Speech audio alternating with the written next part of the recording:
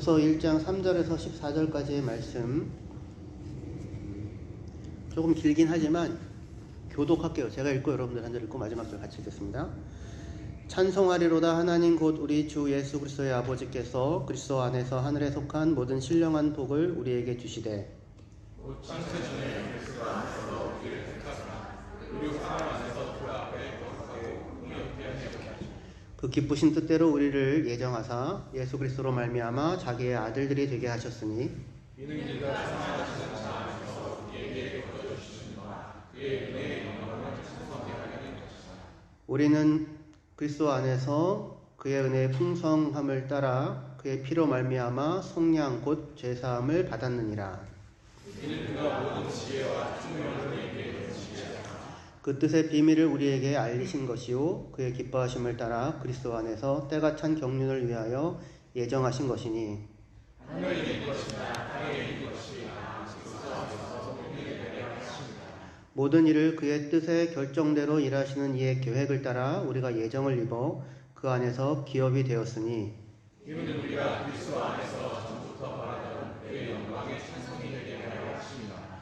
그 안에서 너희도 진리의 말씀 곧 너희의 구원의 복음을 듣고 그 안에서 또한 믿어 약속의 성령으로 인치심을 받았으니 그 옆에 보증이 되사 그 얻으신 것을 성량하시고 그의 영광을 찬송하게 하려 하십니다. 아멘. 오늘 설교의 제목이 너희와 우리 그의 영광의 찬송인데요. 다시 얘기해서 너희뿐만 아니라 우리도 또는 우리뿐만 아니라 너희도 함께 하나님의 은혜의 영광을 찬양하는 것. 그것이 우리가 읽은 본문에서 보여주려고 하는 중심적인 얘기입니다. 다시요. 하나님을 찬양하는데 마음을 다하여 찬양을 하잖아요. 우리는 그것만 생각하는데 그게 그것만이 아니라 이 중요한 건 뭐냐면 너희와 우리가 또는 우리와 너희가 함께 하나님을 찬양한다. 그러니까 구원이라고 하는 것이 내가 예수 믿어 죽어 천국 가는 게 아니라 내가 예수 믿어 구원받아 교회 공동체 안으로 들어오는 공동체적인 성격을 갖는다고 했잖아요. 그죠? 그리고 이 안에서 예수와 더불어 오신 하나님의 나라를 확인하고 누리고 일구고 살아가는 것이 중요한 전망입니다. 그러니까 찬양도 마찬가지인 거예요. 나 혼자서 하나님을 찬양하는 게 아니고요. 우리와 너희가 함께 한 마음으로 연합하여 하나님을 찬양하는 것. 그게 지금 하나님께 합당한 찬양이고요. 그리고 그 찬양을 지금 우리가 읽었던 에베소서 1장 3절에서 14절까지 해서 확인할 수 있습니다. 자, 오늘은 이 얘기가 결론이고요. 이 얘기가 결론인데 앞으로 에베소서를 쭉 읽어 저희가 말씀을 살펴볼 거거든요. 그래서 전체적인 그림도 같이 보면서 오늘 이 찬양의 핵심인 너희와 우리의 찬양을 같이 살펴보려고 합니다. 에베소서는 1장부터 6장까지 되어져 있는데요. 앞에 여기 보시면 혹시 보이시는지 모르겠는데 폴커 라벤스라고 하는 학자가 구분해 놓은 구조예요. 그래서 전반부, 후반부 이렇게 있습니다. 1장에서 3장까지 전반부, 4장에서 6장까지 후반부. 근데 각각은 중심이 이렇게 있어요. 중심이 있는 걸로 확인을 할 수 있습니다. 그래서 전반부는 하나님의 위대한 뜻에 대한 찬양과 교회 안에서 역사하시는 하나님의 능력에 대한 찬양, 이 두 가지 찬양에 의해서 둘러싸여져 있고 그 가운데 뭐가 들어가냐면 이방인과 유대인으로 이루어진 교회. 근데 그것을 하나님이 이루고자 하는 우주적인 어떤 화해와 일치의 시작으로서 대표적인 것으로서 보여주는 거예요. 예. 그렇습니다. 나중에 영상 다시 돌려보시고요. 공부하세요. 예. 우리 주일학교 아이들도 공부합니다.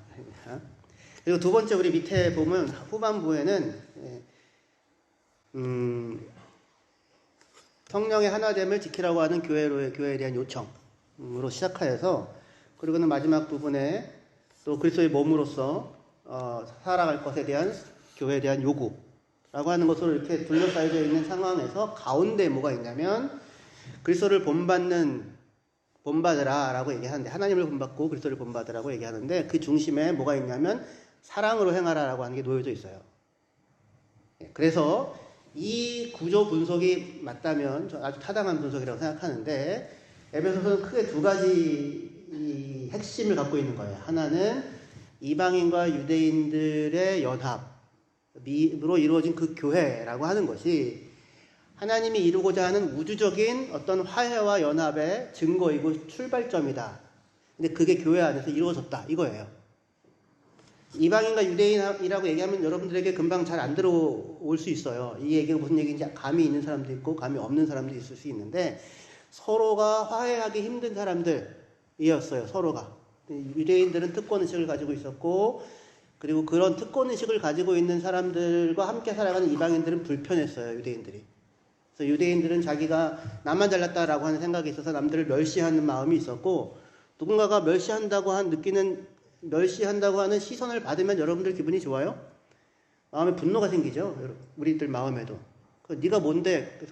서로가 쉽지 않은 그런 거예요. 그런데 그 유대인과 이방인은 그렇게 서로가 화해되기 어려운 사람들의 말하자면 대표예요.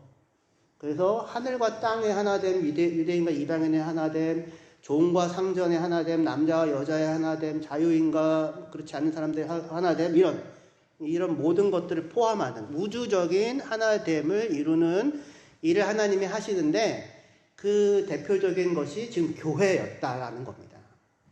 이방인과 유대인이 함께 들어와서 하나되게 이루었다. 그게 이제 전반부의 중심에 있는 거라면, 후반부의 중심에는, 근데 그 하나됨이라고 하는 것이 어떻게 이루어지는가라고 할 때, 사랑이에요, 사랑. 그렇죠? 하나됨이라는 건 결국은 사랑 아니겠습니까? 근데 그 사랑이 그리스도를 본받고 하나님을 본받는 것의 가장 핵심적인 이야기로 놓여져 있다. 이렇게 지금 얘기할 수 있는 겁니다. 그래서 우리 에베소서 5장 1절에서 2절 말씀을 한번 볼게요. 같이 읽겠습니다. 예, 시작. 그러므로 사랑을 받는 자녀같이 너희는 하나님을 본받는 자가 되고, 그리스도께서 너희를 사랑하신 것 같이 너희도 사랑 가운데서 행하라. 그는 우리를 위하여 자신을 버리사 향기로운 제물과 희생 제물로 하나님께 드리셨느니라. 여러분들이 자녀들에게 엄마 아빠가 너를 어떻게 사랑했는지 네가 아니?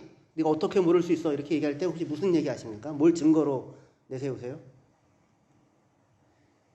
예전에 우리 부모님들은 먹고 싶은 거 안 먹고 사고 싶은 거 안 사고 다 너를 위해서 옷장을 봐라, 그렇게 얘기했는데 요즘은 또 아니죠. 요즘엔 그거를 사랑의 증거로 얘기할 수 없는데, 사랑의 증거를 얘기하는 거예요. 하나님 우리를 사랑하시고 사랑 안에서, 환경 안에서 사니까 넌 사랑 안에서 살아라, 하나님을 본받아라. 근데 사랑의 증거로 제시한 게 뭐냐면, 그리스도께서 우리를 위하여 자기를 버리사 제물이 되셨다. 이게 하나님이 우리를 사랑하시는 사랑에 대한 증거로 그걸 제시합니다. 하나님께서 우리를 위하여 자기를 버려서 제물이 되셨어요. 그러면 제물이 되어야만 하는 이유는 뭐였습니까? 우리가 죄인이었기 때문이죠. 그렇죠. 그러니까 하나님은 우리가 사랑할 만한 자여서 사랑했던 게 아니었던 거예요. 사랑할 만한 이유가 없었는데, 그런데 하나님이 우리를 사랑하셨고, 그리고 우리를 위하여 자기를 제물로 내어주셨던 겁니다. 이게 지금 하나님의 사랑이죠. 그리고 너희는 이 사랑 안에서 살아라, 이 사랑을 본받아라, 이 사랑을 따라 너희도 이 사랑을 하며 살아라, 이렇게 얘기를 하는 거예요.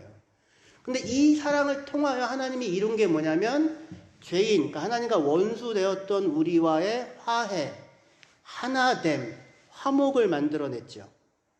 그죠? 우리와 너희가 따로 있었는데, 보통 우리라는 표현, 우리끼리는 뭐 그래도 좀 잘 하자고, 쟤네들은 뭐 이렇게 너희잖아요. 그죠?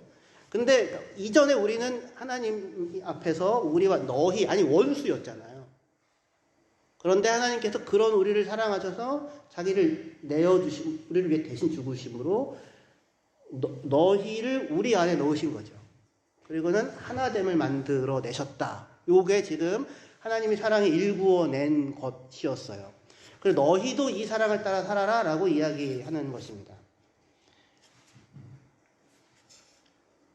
그래서 지금 바울은 근데 이 사랑을 하나님의 이 사랑 예수 그리스도의 안에서 나타난 이 사랑을 에베소서에서 우리와 너희 사이의 사랑 또는 이방인과 유대인 사이의 사랑에다가 적용을 해요. 그래서 이방인과 유대인 사이에는 아까도 말씀드렸지만 건널 수 없는 장벽이 있었습니다. 그래서 오늘날 이스라엘과 팔레스타인 사이에 높은 장벽이 세워져 있고 그들 사이에 화해할 수 없는 싸움과 전쟁이 있듯이 바울 당시에도 이방인과 유대인은 물과 기름처럼 서로 섞일 수 없는 존재들이었습니다. 이런 것을 우리와 너희라고 하는 표현에서도 확인해요. 왜 제가 이 우리와 너희라는 얘기를 하냐면 우리가 읽었던 본문 1장에 우리와 너희라고 하는 표현이 나오거든요. 근데 이게 중요해요. 우리는 우리냐 너희나 뭐 다 별 신경 안 쓸 수도 있지만 아니거든요. 그래서 우리와 너희라고 하는 표현에서도 우리 확인할 수 있습니다. 그래서 너희는 우리에게 뭔가 낯선 것, 우리에게 위협이 되는 것, 우리의 삶을 불안정하게 만들 수 있는 것으로 우리에게 다가올 수 있는 대상, 그게 너희라고 할 수 있을 거예요. 그런데 하나님은 그리스도 예수 안에서 너희였던, 원수였던 우리를 사랑하시고 그리스도는 그런 우리를 위해 자기 자신을 희생제물로 내어주셨습니다. 소위 종교적인 영역에서 이 말을 상징적으로 이해할 경우에 이 말은 사랑하기 힘든 사람일지라도 그를 위해 자기를 희생하고 자기를 포기하는 사랑이 우리에게 요구된다라고 그렇게 이해할 수 있을지도 모르겠어요. 근데 그런 얘기가 아니에요. 사랑하기 힘든 사람일지라도 그를 위해 자기를 희생하고 자기를 포기하는 사랑을 하며 살아라 라고 하면 이 전망에는 여전히 뭐만 있냐면 우리만, 나만 있어요. 그 사랑을 내가 하는 게 난데 이렇게 돼요. 나는 너를 위하여 이렇게 하고 저렇게 하고 다 했는데 너는 뭐야? 여전히 우리와 너희가 있는 거예요. 거기에는 하나됨이 생기지 않고요. 역시 어쩔 수 없어. 이런 게 만들어져요. 지금 여기서 지금 하나님이 얘기하는 것은 그 얘기가 아니라 말 그대로 유대인과 이방인이 나와 너가 서로에 대한 두려움과 적개심을 내려놓고 서로를 인정할 뿐 아니라 서로를 사랑하여 온전히 하나로 연합하는 것. 그게 실제로 일어난 게 교회였다는 겁니다. 실제로 그게 만들어진 게. 그래서 자기를 포기하는 고상한 사랑의 이상에 대한 얘기가 아니고요. 도저히 화해할 수 없어 보이던 구체적인 두 대상 사이에 실질적으로 이루어진 화해와 평화를 얘기하는 거예요. 그 증거가 교회였고.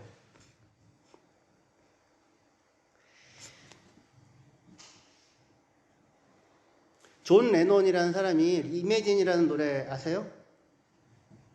예. 거기에 나중에 들어보세요. 예. 저는 이매진이라는 노래가 있는데 싸움도 미움도 거의 처음에 이렇게 시작돼요.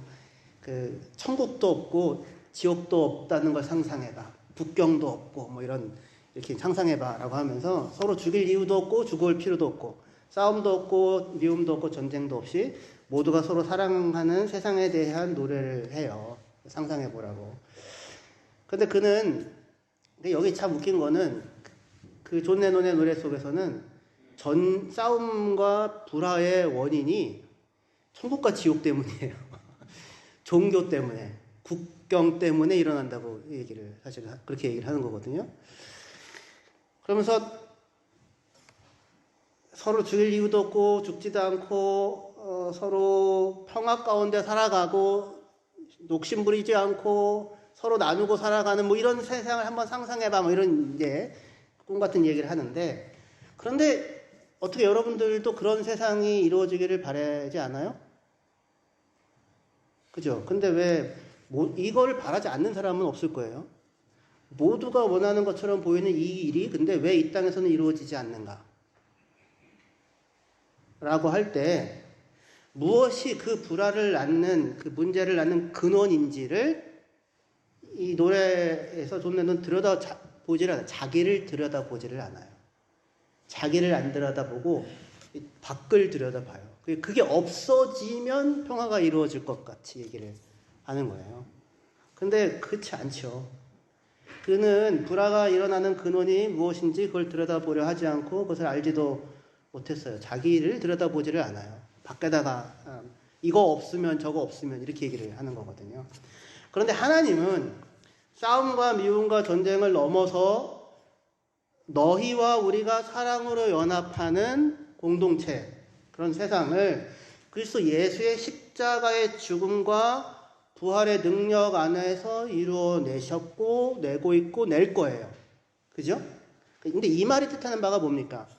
하나님이 하늘과 땅을 하나 되게 하고 너희와 우리를 하나 되게 하고 이방인과 유대인을 하나 되게 하고 원수 되었던 자를 화목하게 하는 일을 무엇을 통해서 하신다고요? 그리스도 예수의 죽음과 십자가와 부활의 능력을 통해서 하셔요. 그게 성경이 보여주는 거잖아요.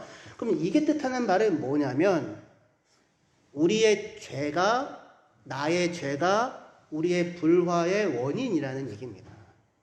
왜냐하면 예수께서 십자가에 죽으셔야만 하는 거잖아요. 그죠? 근데 그걸 들여다보지는 않는다라는 거예요. 사람들은 자기가 하나님처럼 되기를 원할 뿐 하나님처럼 사랑하려 하지 않고요. 아니, 그럴 수 없어요. 왜냐하면 하나님의 사랑 안에 머물지 않는 한 사람은 누구도 하나님처럼 될 수도 없고 하나님처럼 사랑할 수도 없을 거예요. 그래서 그렇게 얘기합니다. 너희가 사랑받는 자녀이니까 사랑 안에서 살고 하나님을 닮으라, 이렇게 얘기가 되는 거잖아요. 그런데 하나님은 그 하나님의 사랑, 그리스도 예수 안에서 십자가를 지심으로 죄인된 우리를 사랑하셨어요. 나를 사랑하셨어요. 그리고 예수 그리스도 안에 나타난 이 하나님의 사랑이야말로 죄 가운데 놓여져 있는 우리들의 유일한 소망이 되는 거예요. 우리가 그렇게 바라고 꿈꾸는 화목과 평화가 이루어질 수 있는. 성경이 얘기하는 구원에 대한 전망은 다만 나 혼자 내가 예수 믿어 구원받아 죽어서 살기 좋은 곳에 간다고 하는 이기적인 욕망에 대한 이야기가 아니라 죄로 인하여 분리되고 갈라져서 사랑 안에서 도저히 하나 되어질 수 없을 것 같던 사람들이 그리스도 예수 안에서 사랑을 알게 되어 그 사랑 안에서 하나님과 하나 되고 그리고 너희와 하나 되는 그런 하나님의 나라, 실질적으로 그 하나됨이 발생하는 것에 대한 이야기인 거예요. 그래야 하나님 나라인 겁니다. 거기가. 교회는 세상을 향한 하나님의 이러한 뜻이 하늘에서와 같이 땅에서도 이루어지는 것을 보여주는, 아니 그 결과로 나타난 창조물인 겁니다. 실질적으로 당시에 교회에 그 안디옥이라는 지역에 교회가 생기고 거기에서 처음으로 그리스도인이라는 이름으로 사람들이 그 교회를 부르거든요. 그러니까 교회가 다른 사람들에 의하여 다른 집단과 구별되는 무리로 여겨졌어요. 안디옥에서 최초로. 그러니까 그 이전에는 그냥 유대인들 뭐 이런 식의 그들이 모이나 보다 이렇게 생각했던 거예요. 근데 여기는 이상한 데예요. 왜 이상하냐면 인류 역사상 단 한 번도 존재해 본 적이 없는 이상한 공동체가 생긴 겁니다.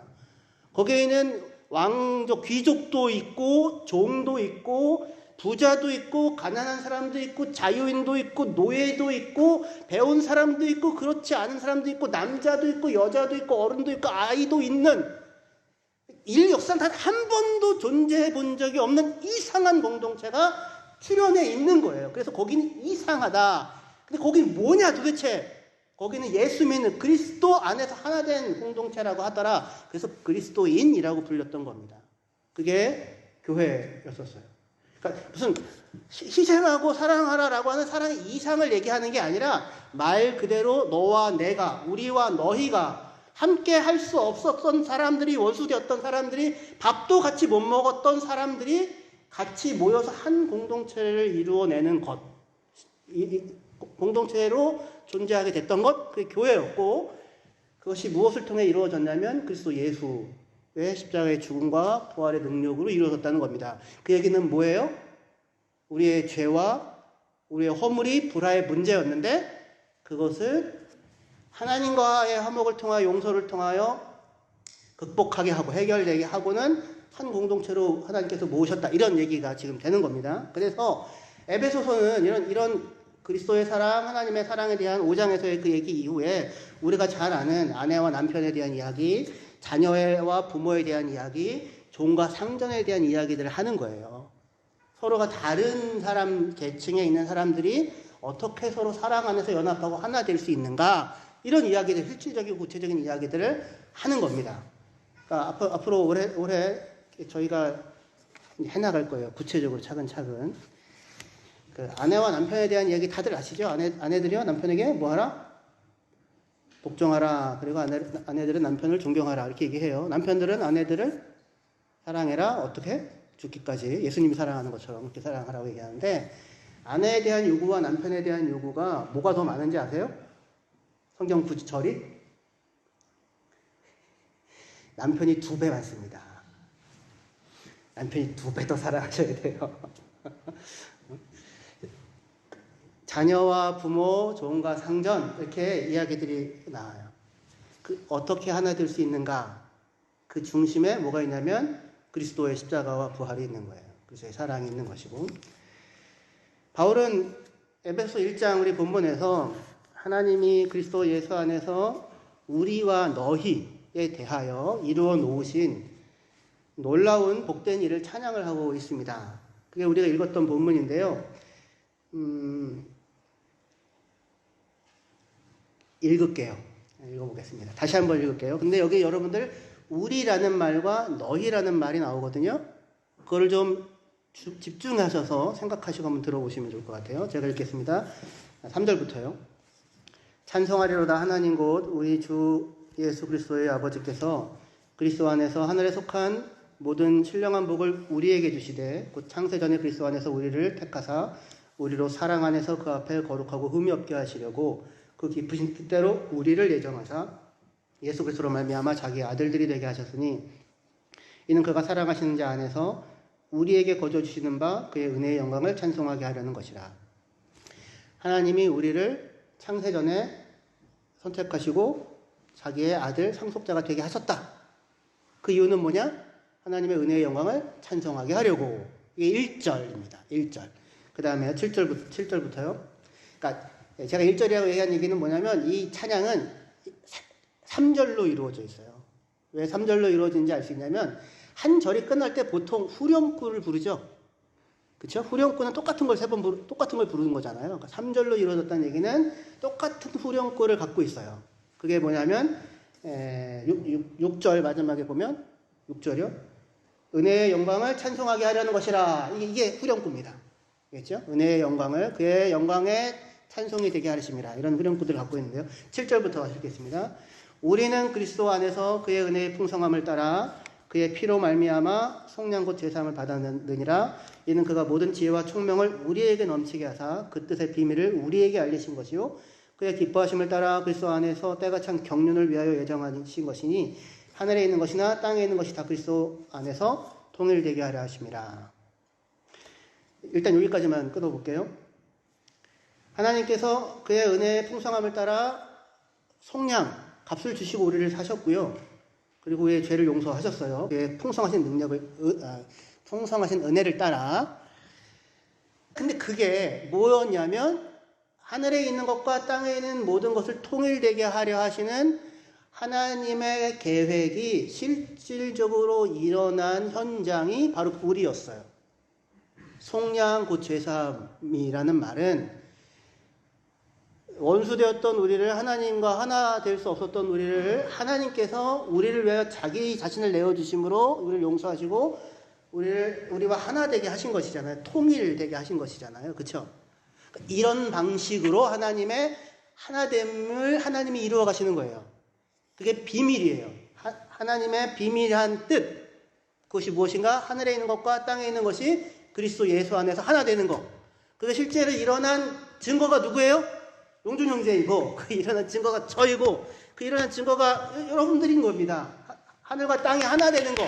하늘의 신령한 그 복으로 우리에게 복 주셔서 우리를 죽을 수밖에 없는 우리를 하나님의 자녀가 되게 하시고 상속자가 되게 하신 것. 하늘과 땅이 하나 되게 해서 통일되게 하신 이것.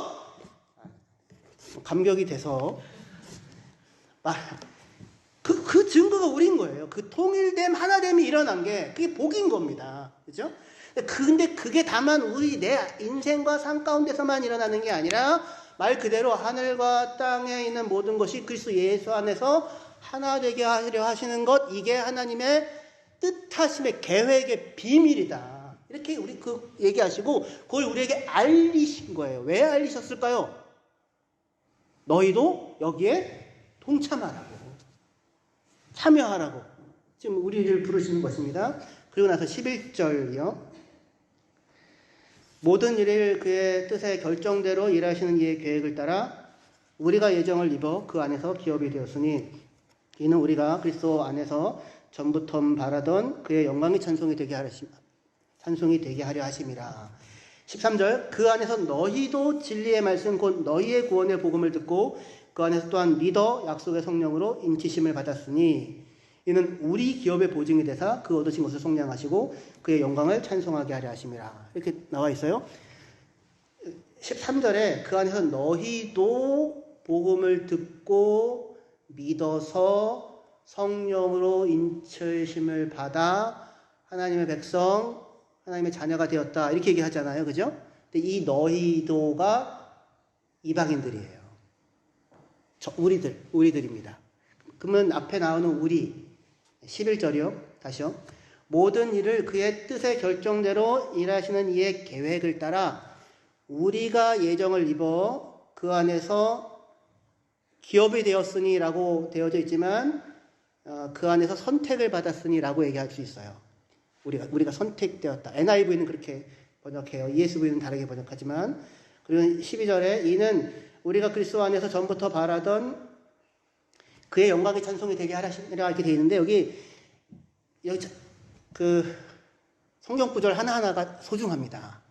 그냥 이렇게 흘려서 읽으시면 안 돼요. 자, 여기 이는 우리가 그리스도 안에서 전부터 바라던이라고 한 이 얘기가 뭐냐면 so that we who were the first to hope in Christ예요.